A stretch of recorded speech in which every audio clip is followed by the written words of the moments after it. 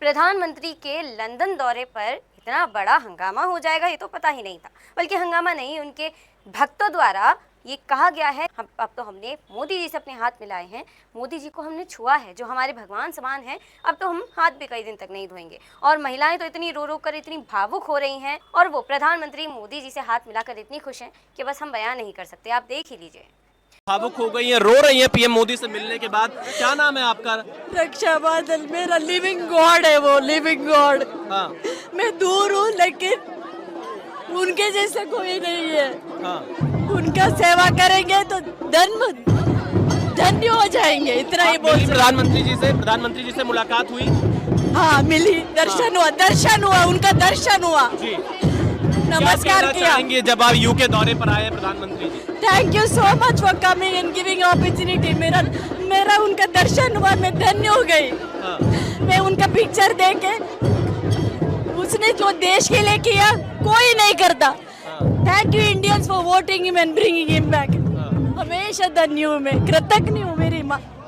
वहीं दूसरा भी एक और महिला का बयान सुनिए, जिसमें वो कह रही हैं कि अब हमने मोदी जी से हाथ मिलाए हैं, हमने मोदी जी को छुआ है, तो अब तो हम कई दिन तक हाथ भी नहीं धोएंगे।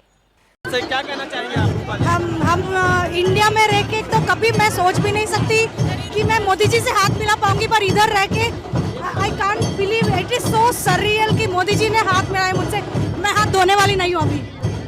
बहरहाल प्रधानमंत्री मोदी के लंदन दौरे पर ये सब हुआ है, लेकिन अब भारत ही आ जाते हैं। भारत में मध्य प्रदेश की ओर चलते हैं, जहां एक एसडीएम द्वारा एक फरियादी से बदतमीजी से बात की गई और फरियादी से ये भी कहा गया एक एसडीएम द्वारा कि आपके थप्पड़ मारे क्या, मतलब पूछा गया, एक थप्पड़ मारने का ऑफर दिया गया।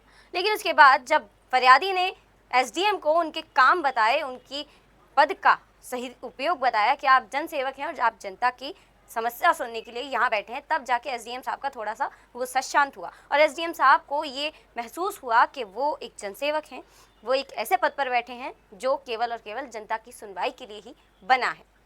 मैं क्या मांगूंगा श्रीमान? ये तो आपका वाणी भी व्यवहार है मेरे साथ, आपका अमानी भी व्यवहार है मेरे साथ।